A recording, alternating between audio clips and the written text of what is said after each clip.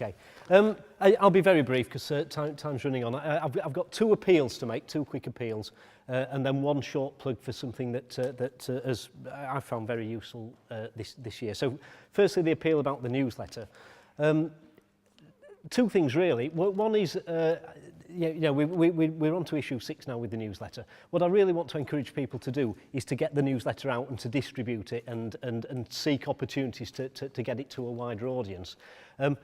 For example, I always have a stack of them at my parents' evenings, and it's amazing the number of parents that I can engage in conversations because they're of that generation that remember the sort of BBC Micro and stuff like that, and they're often very enthused about the sort of things that we're doing. So things like that, as well as obviously exam board meetings, LEA meetings, that sort of thing.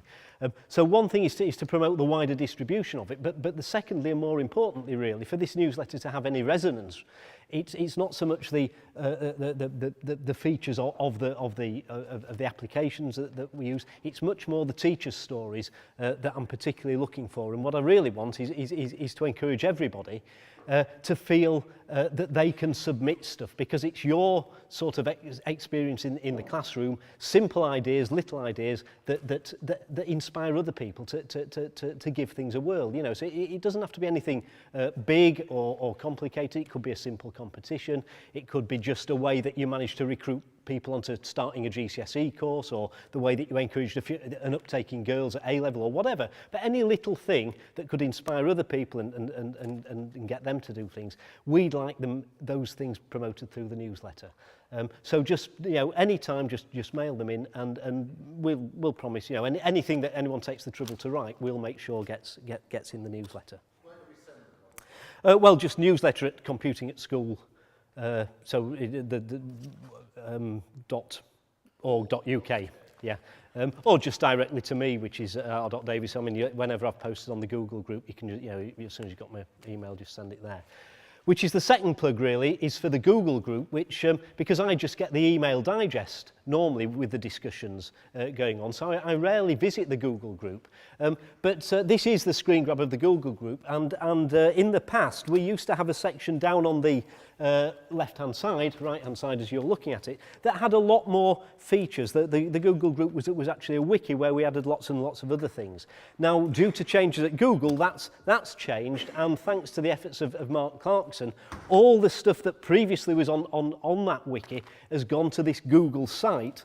And if you look down the right-hand side, all the extra stuff here is stuff that I don't think we've particularly publicised, and I think we just want to take the opportunity to make people aware of. In particular, I mean that's the list of things. Each of these expands into a drop-down list of other things, and if you just look at the links to external resources there. The one that I just want to focus on is down at the bottom, resources supporting curricular development. Fairly uninspiring little title, but that's a wiki that we've collated of useful links, and these have all been submitted by teachers as things they've found useful, and it's subdivided into a whole load of sections that broadly follow the A-level syllabus at the moment, and there must be about 200 links on there at the moment, and it's something again that I want to encourage people.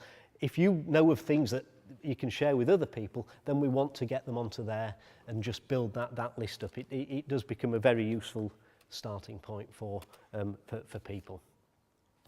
So that was two appeals. One is, share anything useful. And secondly, via the newsletter and via the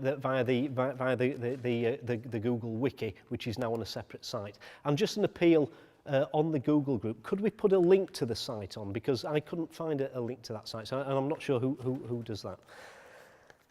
The third thing that I just wanted to share with you, because I'm not sure how many people know about Programmate. Programmate is a free tool, programming visualization and animation for novices. This is the website, and it was developed by Andrew Scott at the University of Glamorgan. I first mentioned this at the first CAS conference 3 years ago. And Andrew Scott was there, and he was in the audience and promoting this, but I'm not sure if he's here this year. It's basically it's a flow charting tool but a little bit more than that. And I, for one, was never one that was particularly keen on flow charting as a method of getting programming ideas across. But I've got to say that this year, in the context of GCSE, I've really come to love this little resource. This is the programming rate application. Down the left-hand side, you've got your flow charting tools. This is where you would create your flowchart by dragging your tools across. Over on the right-hand side, as you're looking at it, we can list any variables that we create. Along the top, we've got the run button. We can change the speed, we can zoom in, we can step through it. And then in the middle, which is the interesting thing, is that you've got this area where the code is automatically generated that matches the flowchart that you've created. Now, what I've found was, just like John, I love build your own blocks, and at GCSE we use build your own blocks. I think that visual approach is fantastic. But it's very difficult for the children, I find, to manage that transition up to into sort of text-based coding.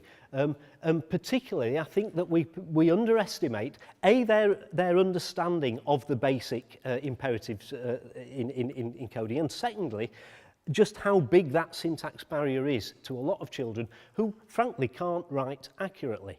And what this tool does is it auto-generates the code and it supports these particular languages at the moment, a couple of sort of pseudo codes, pseudo Java, JavaScript, Pascal, VB, and so on. Just to give you an idea, you can see that JavaScript language there. We can take different ones and so on. When we define variables upon the right-hand side again, the variables can be seen. We can define their type and so on.